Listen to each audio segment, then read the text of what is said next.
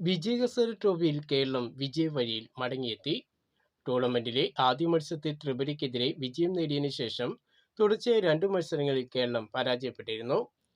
4ാം മത്സരത്തിൽ രാജസ്ഥാനെതിരെ ത്രസിപ്പിക്കുന്ന വിജയം നേടിയാണ് കേരളം മടങ്ങിവരവ് ഗംഭീരമാക്കിയത്.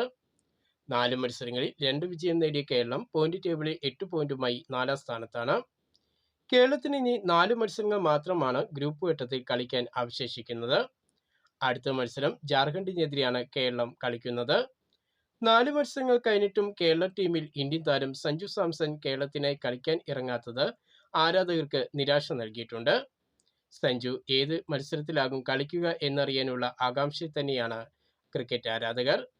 എന്നാൽ 5ാം മത്സരത്തിൽ ജാർഖണ്ഡിനെതിരെ കടുത്ത പോരാട്ടത്തിനിറങ്ങുന്ന കേരളത്തിന് സന്തോഷ വാർത്ത എത്തിയിരിക്കുകയാണ്. സഞ്ജു സാംസൺ ജാർഖണ്ഡിനെതിരെയുള്ള മത്സരത്തിൽ കേരളത്തിനായി കളിക്കുമെന്നാണ് റിപ്പോർട്ട്. ഇന്ത്യയുടെ 2020 ലോകകപ്പ് ടീമിൽ സഞ്ജു സാംസൺ പ്രധാന വിക്കറ്റ് കീപ്പറും ഓപ്പണറും ആയതിനാൽ വിജയഹസാരെ ട്രോഫിയിൽ 2 മത്സരങ്ങൾ മാത്രം കളിക്കാനുള്ള അനുവാദം മാത്രമാണ് BCCI നൽകിയിട്ടുള്ളത്. അതിനാൽ കേരളത്തിന്റെ ഇനിയുള്ള തുടർച്ചയായ 2 മത്സരങ്ങളിൽ സഞ്ജു സാംസൺ കേരളത്തിനായി കളിക്കും. കേരളത്തിന്റെ അടുത്ത മത്സരമായ ജാർഖണ്ഡിനെതിരെയും പുതുച്ചേരിക്കെതിരെയുള്ള മത്സരത്തിലാകും സഞ്ജു കളിക്കുക. കേരളത്തെ സംബന്ധിച്ച് ഇനിയുള്ള ഈ 2 മത്സരങ്ങളും വളരെ നിർണായകമായ മത്സരം തന്നെയാണ്. ഈ ഒരു ഘട്ടത്തിലാണ് സഞ്ജു സാംസൺ ടീമിനായി കളിക്കുന്നത് കേരളത്തിന് വലിയ ആത്മവിശ്വാസം തന്നെയാണ് പകരുന്നത്.